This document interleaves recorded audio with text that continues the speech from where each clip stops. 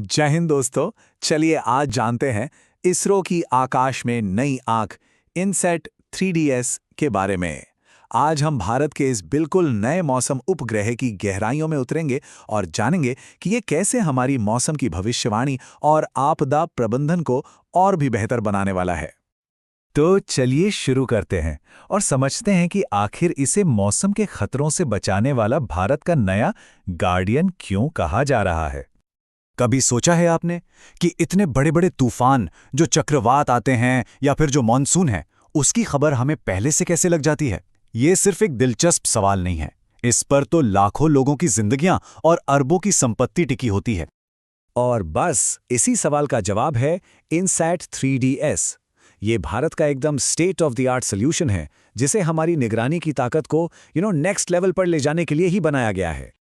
चलिए अब जरा मिशन की कुछ मेन डिटेल्स पर नजर डालते हैं। मतलब किसने बनाया, क्या है, कहां से लॉन्च हुआ और कैसे। तो फटाफट देख लेते हैं। सैटेलाइट का नाम है इनसैट 3DS। एजेंसी जाहिर है हमारी अपनी इसरो।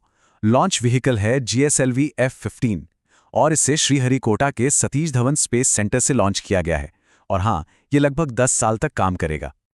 अब सवाल ये उठता है कि ये सैटेलाइट आखिर अपना काम करता कैसे है। तो चलिए इसके टेक्निकल साइड को समझते हैं। मतलब इसकी आंखें और दिमाग कैसे काम करते हैं। जरा इस नंबर को देखिए, 36,000 किलोमीटर। जी हां, पृथ्वी से इतनी ज्यादा ऊंचाई पर यह सैटेलाइट चक्कर लगा रहा है। पर इतना ऊपर क्यों? वजह है इसकी ऑर्बिट, जिसे कहते हैं जियो स्टेशनरी ऑर्बिट।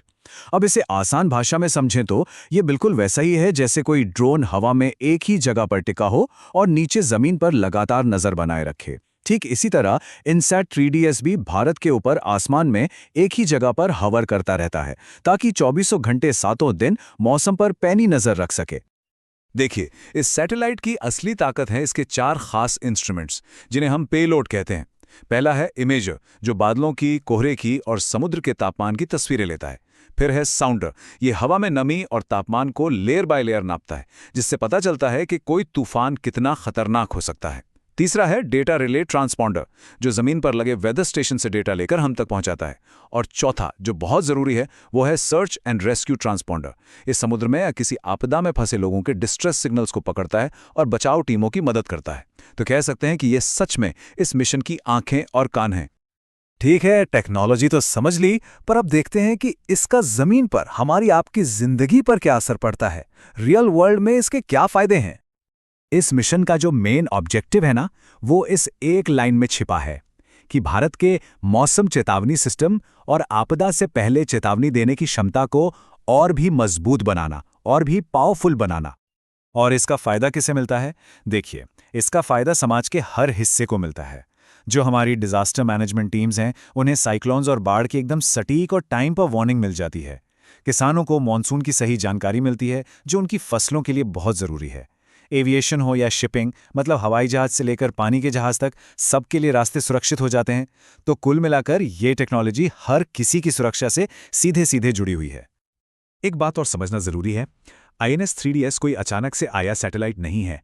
ये भारत के बहुत ही सक्सेसफुल INS प्रोग्राम की एक अहम कड़ी है, उसकी एक शानदार विरासत का हिस्सा है।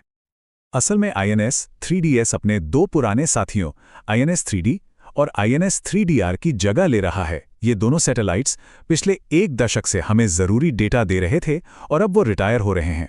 तो 3DS इसी काम को और भी एडवांस टेक्नोलॉजी के साथ अगले दशक के लिए आगे बढ़ाएगा। ये जो टाइमलाइन आप देख रहे हैं, 2013 में INS 3D, फिर 2016 में INS 3DR और अब INS 3DS, ये दिखाता है कि भारत मौसम विज्ञान के मामले में कितना कमिटेड है। ये सफर रुका नहीं है, बल्कि हर कदम पर हम और बेहतर होते जा रहे हैं। तो सबसे जरूरी बात क्या है? द की टेकअवे इज कि INS 3DS ये पक्का करता है कि भारत की मौसम की भविष्यवाणी करने की क्षमता बिना रुके चलती रहे और हमेशा स्टेट ऑफ द आर्ट बनी रहे।